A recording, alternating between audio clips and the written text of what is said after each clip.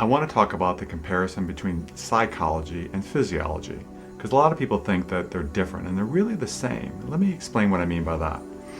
When there is a physical cut, if there's a wound, if I get a cut on my arm and it gets infected, and if I, instead of healing it, I just choose to cover it up and not feel it, it will not go away. It will get infected and ultimately it will turn to gangrene and it will kill me.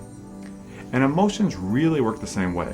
When we get an emotional cut, someone says something to us that hurts our feelings, we have a loss, we have a trauma that happens, we have an emotional cut. And what happens with that is that cut starts infecting us. It will turn to an emotional gangrene and we'll have a lot of side effects, and it literally can kill us. It takes much longer. But heart disease is contributed by stress, and stress is caused by emotional repression.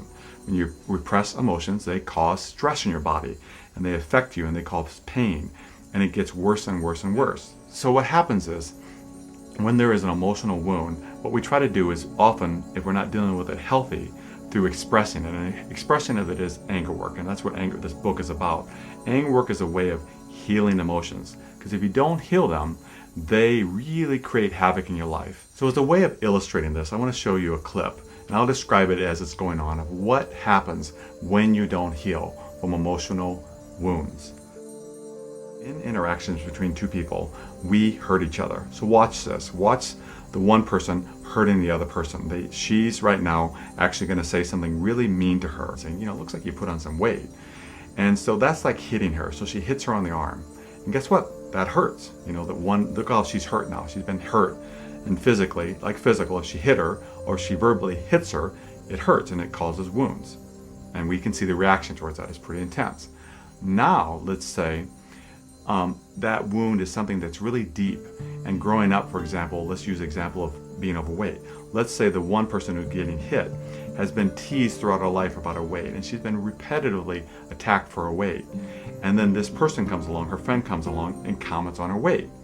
What is the similarity is, it's like being hit at the exact same spot, except now instead of being hit on that spot where there's just one where it's healed and cleansed, it's being hit where there's a deep wound.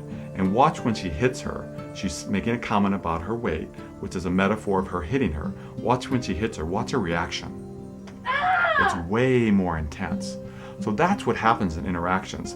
When people hurt each other, if there's a wound there that hasn't been cleansed, that wound hurts much more.